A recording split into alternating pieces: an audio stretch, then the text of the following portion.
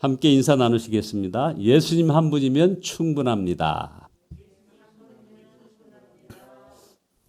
네.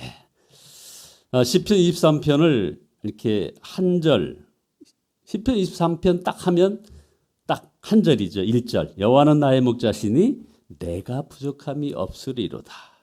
이것이 다인 줄 알았는데 누가 한 절 한 절 나누어서 묵상을 하다 보니까 이게 뒤로 갈수록 더 은혜로운 것을 우리가 알게 됩니다. 그래서 5절은 바로 1절보다 더 은혜롭습니다. 1절에서는 다윗이 부족함이 없으리로다 라고 고백하였습니다. 그것도 너무나 엄청난 고백이죠. 이 믿음, 이 고백도 안 되는 분들이 많이 있습니다. 그런데 5절은 내 잔이 넘치나이다.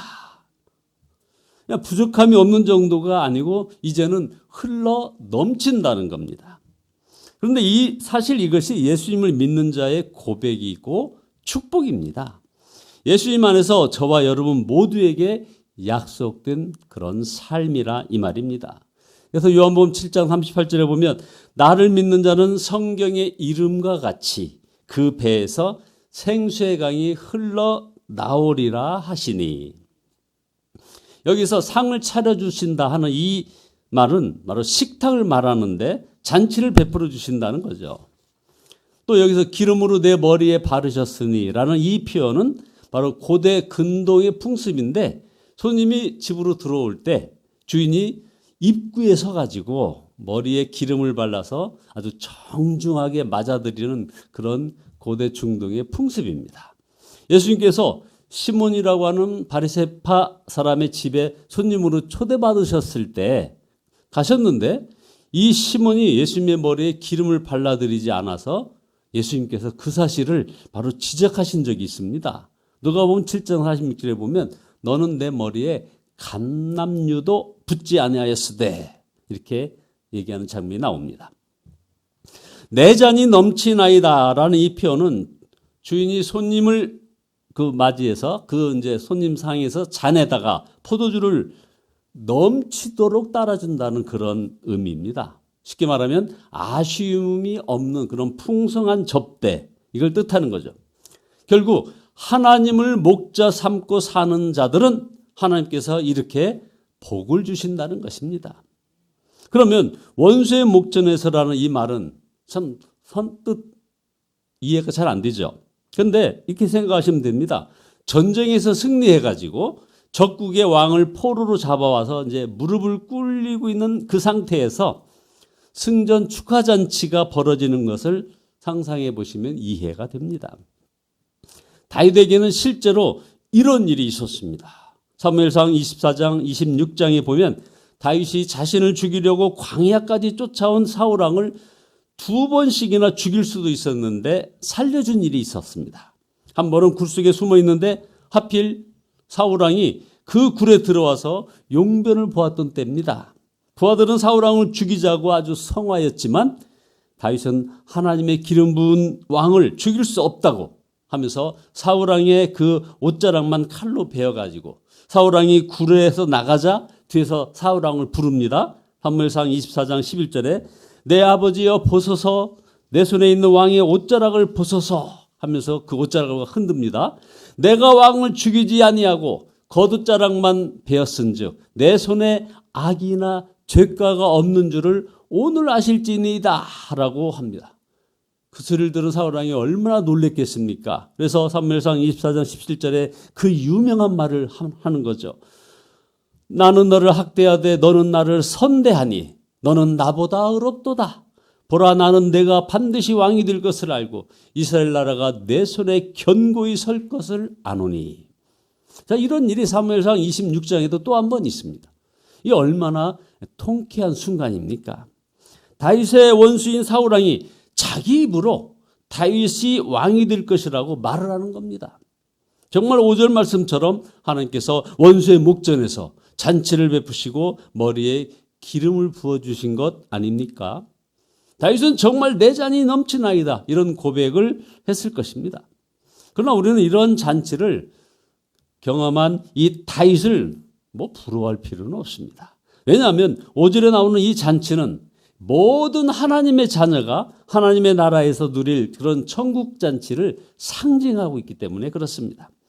6절 말씀을 보면 다윗이 영생의 눈이 띄인 사람임을 알 수 있습니다. 6절은 내 평생의 선하심과 인자하심이 반드시 나를 따르리니 내가 여호와의 집에 영원히 살리로다. 그렇습니다. 다윗이 사울 왕을 죽이고 이스라엘의 왕이 되고자 하는 그런 유혹을 이길 수 있었던 것은 그가 하나님 나라에서 누릴 영원한 천국 잔치를 바라보고 있었기 때문입니다. 이 세상에서의 성공은 이런 천국 잔치에 비하면 사실 아무것도 아닙니다. 비록 사울 왕을 살려주어 이 세상에서 왕이 되지 못한다 하더라도 이제 다윗에게는 상관이 없었습니다. 하나님의 잔치에 초대받고 있었기 때문이죠. 이런 믿음을 가진 사람은 이 세상에서 사는 것이 다릅니다. 그냥 천국 가서야 내 잔이 넘치나이다 하는 것이 아니라 바로 여기서부터 내 잔이 넘치나이다 하며 사는 것입니다. 에녹은 평생 하나님과 동행하다가 천국에 들려 올라간 분으로 아주 유명하죠. 창세기 5장 24절에 에녹이 하나님과 동행하더니 하나님이 그를 데려가심으로 세상에 있지 아니하였더라. 에녹이 죽지 않고 천국에 들려 올라간 것만 차이가 나지 이 세상에서 하나님과 동행하다가 천국에서 영원히 하나님과 사는 것은 모든 성도가 똑같습니다. 지금 나의 잔이 넘치나이다. 이 고백이 안 되는 분들은 사실은 이런 궁극적인 천국잔치에 참석할 수 없는 분들이라 이 말입니다. 예수님께서는 천국 소망을 가진 사람들은 기쁨이 충만한 삶을 산다고 말씀하셨습니다. 이건 우리에게 굉장한 도전입니다. 마태복음 13장 44절에 천국은 마치 밭에 감추인 보화와 같으니 사람이 이를 발견한 후에 숨겨두고 기뻐하며 돌아가서 자기의 소유를 다 팔아 그 밭을 사느니라. 사실 저도 천국을 믿는다고 하면서도 이 보화를 발견한 그런 농부와 같이 그렇게 기쁜 것은 사실은 잘 몰랐습니다. 소망이 아니었던 것이죠. 예수님을 인격적으로 만나고 예수님과 비로소 동행하면서 비로소 천국 소망 때문에 기쁨이 충만한 것을 알게 된 것입니다. 여러분, 요한복음 4장을 보면 사마리아 수가성 여인이 동네 사람에게 달려가서 이렇게 외치는 장면이 나옵니다. 요한복음 4장 28절에 여자가 물동이를 버려두고 동네로 돌아가서 사람들에게 이르되 내가 행한 모든 일을 내게 말한 사람을 와서 보라. 이는 그리스도가 아니냐 하니 그들이 동네에서 나와 예수께로 오더라. 이 여인은 어떤 한 맺힌 여인 아닙니까? 남자를 5번씩이나 바꾼 그런 여인이었습니다. 그런 여인의 외침입니다. 이제 그 마음속에 더 이상 마음의 상처가 가득하고 도끼를 품은 그런 말이 아닙니다. 기쁨의 외침입니다. 이렇게 인생의 참된 행복을 발견한 사람의 그 환희의 외침, 이게 바로 내 잔이 넘치나이다 하는 그런 외침입니다. 예수님을 만나고 이렇게 변한 것입니다. 예수님을 믿고 구원받지 못한 자는, 자 보십시오. 예수님을 믿었는데 구원받지 못한 자는 천국이 있게 됨을 알게 되면 기쁜 것이 아니라 두려운 것입니다. 아무나 천국잔치를 누리는 것이 아니더라 이겁니다. 자, 여러분, 이 방송을 보고 계신 여러분은 천국을 소유하셨습니까? 그렇다면 다윗처럼 내 잔이 넘치나이다 하고 누려야 하는 것입니다. 천국잔치를 누리며 살려면 첫째, 예수님이 목자이심을 믿고, 그리고 두 번째로 죽어라 예수님만 붙잡고 살아야 하는 것입니다. 우리의 목표는 푸른 초장, 쉴만한 그 시냇가가 아닙니다. 목자이신 예수님이 함께 하시지 않으면 그 푸른 초장, 그 멋있는 성공의 그 잔잔한 시냇가도 우리 같은 양에게는 죽는 길입니다. 우리의 목표는 성공도 아닙니다. 우리가 원하는 것은 오직 예수님뿐인 것입니다. 위대한 하나님의 사람 찰스 스펄전이 자신의 설교에 대해서 사람들이 이제 이런저런 말을 하는데 이런 말을 들었습니다. 누가 나더러 제왕의 면류관을 쓰고 한 나라의 임금이 되라고 말한다면 나는 이렇게 대답하겠습니다. 나는 그러한 사소한 일에 마음을 쓸 시간이 없습니다. 저는 이 말이 처음에 이해가 안 됐습니다. 임금이 되는 일이 어디 사소한 일입니까? 그런데 빌립보서 3장 7절 9절에 보면 사도 바울의 고백을 듣고서 이제 그럴 수 있겠구나 하는 깨달음이 왔습니다.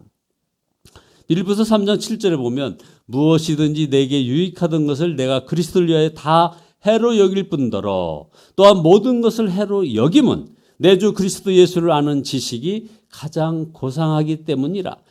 내가 그를 위하여 모든 것을 잃어버리고 배설물로 여김은 그리스도를 얻고 그 안에서 발견되려 함이니. 사도 바울이 삼층천에 올라가 역사의 미래와 예수님의 재림 계획을 알았습니다. 이방인의 시대가 왔구나. 이방인들에게 전도하는 것이 하나님의 뜻이구나. 이런 깨달음이 나온 그 다음에 지금까지 자신이 누리던 어떤 사회적, 종교적 그런 학문적 특권을 다 버릴 수 있었던 것입니다. 사명을 깨달은 사람에게는 한 나라의 임금이 되는 일도 사소한 일이 될 수 있겠구나 하는 것이죠. 사망의 험한 골짜기라도 주님이 가시면 거기에는 내 잔이 넘치나이다입니다. 그렇습니다. 예수님이 목자이신 성도들은 환경, 여건 상관없이 나의 잔이 넘치나이다 하고 고백하게 되는 것입니다. 결론입니다. 우리가 다윗처럼 내 잔이 넘치나이다라는 이 고백을 하며 살지 못하는 이유는 무엇일까요? 예수님이 목자 되신 것을 부담스러워하고 목자 없는 양을 부러워하는 그런 마음을 혹시 가지고 살고 있는 것은 아닐까요? 이게 바로 핵심입니다. 내 잔이 넘치나이다라는 고백을 하며 살지 못하는 이유 분명합니다. 예수님이 좀 부담스러운 거예요. 예수님 말씀하신 모든 말씀들이 자기한테 부담스러워하거나 아니면 목자 없이 사는 일반 세상 사람들을 부러워하는 마음을 가지고 있기 때문에 그렇죠. 실제로 어떤 교회는 목자가 귀찮고 싫어하는 사람이 있습니다. 이건 정말 큰 시험이고 두려운 일입니다. 마귀는 교인들의 귀에다가 목자가 귀찮다, 부담된다 하며 속삭입니다. 바로 그런 속삭임을 하와가 마귀로부터 받지 않았습니까? 가룟 유다가 또한 마귀의 그런 유혹을 받았습니다. 여러분, 그 결과가 어떤 것이었습니까? 깊이 생각해 보시기 바랍니다. 우리 하나님은 독생자를 보내주셨습니다. 예수님은 십자가에서 나 대신 죽으셨습니다. 성령님은 내 마음에 오셨습니다. 지옥 갈 자가 천국 가게 되었습니다. 마귀 자식이 하나님의 자녀가 되었습니다. 이것을 믿으면 내 잔이 넘치나이다 하지 않고 무슨 말을 하겠습니까? 예수님 한 분이면 충분합니다. 내게 목자가 계십니다. 내게 왕이 계십니다. 저는 그 왕이신 예수님만 원합니다. 바로 이 길이 저와 여러분이 살 길입니다. 잔이 넘치는 삶을 사시기를 예수 그리스도의 이름으로 축원드립니다. 잔이 넘쳐서 옆 사람들에게 나누며 사시기를 예수 그리스도의 이름으로 축원드립니다. 기도하시겠습니다. 아버지 하나님, 우리 하나님께서는 저희들에게 독생자 예수 그리스도를 보내주셨사오니 참으로 그 예수 그리스도 앞에 찬양과 경배와 영광을 돌려드립니다. 주께서 십자가에서 나 대신 죽으셨음을 압니다. 성령님께서 저희 마음에 오셨습니다. 지옥 갈 자가 천국 가게 되었는데 아버지 하나님, 저희들 이 사실을 온전히 감사하지 못하고 세상 바라보며 자행자재했던 죄인임을 고백합니다. 아버지 하나님, 용서하여 주시옵소서. 이제 아버지 하나님이여, 마귀 자식이 하나님의 자녀가 되었사오니 십자가 군을 노래하고 감사하며 나아가는 저희들의 발걸음이 되어지게 축복하여 주시옵소서. 내 잔이 넘치나이다 하고 고백하며 나갑니다. 예수님 한 분이면 충분합니다 고백합니다. 아버지 하나님, 이 길만이 살 길임을 고백합니다. 아버지 하나님이여, 이 잔이 넘쳐나서 아버지 많은 사람들에게 나누며 사는 저희들의 걸음걸음이 되어지게 주께서 축복하시고 복의 복을 더하여 주시옵소서. 멀리 미국에서 귀한 사역 이어가는 영필 목사님과 김길자 사모님에게도 복 주시고 그 가정과 가문에 놀라운 은혜의 역사가 함께하여 주시고 그리하여 참으로 오가는 모든 소식이 아름다운 소식이 되어지게 인도하여 주시옵소서. 예수 그리스도의 이름으로 기도드리옵나이다. 아멘. 찬송가 428장입니다. 428장입니다. 내 영혼의 햇빛 비치니 주 영광 찬란해. 이 세상 어떤 빛보다 이 빛 더 빛나네. 주의 영광 빛난 강체 내게 비춰 주시옵소서. 그 밝은 얼굴 배울 때 나의 영혼 기쁘다. 내 영혼에 노래 있으니 주 찬양합니다. 주 귀를 기울이시사 다 듣고 계시네. 주의 영광 빛난 강체 내게 비춰 주시옵소서. 그 밝은 얼굴 배울 때 나의 영혼 기쁘다. 내 영혼에 봄날 내어서 주 함께 하실 때 그 평화 내게 깃들고 주 은혜 꽃피네. 주의 영광 빛난 강체 내게 비춰 주시옵소서. 그 밝은 얼굴 배울 때 나의 영혼 기쁘다. 내 영혼에 희락이 있고 큰 소망 넘치네. 주 예수 복을 주시고 또 내려주시네. 주의 영광 빛난 강체 내게 비춰 주시옵소서. 그 밝은 얼굴 배울 때 나의 영혼 기쁘다.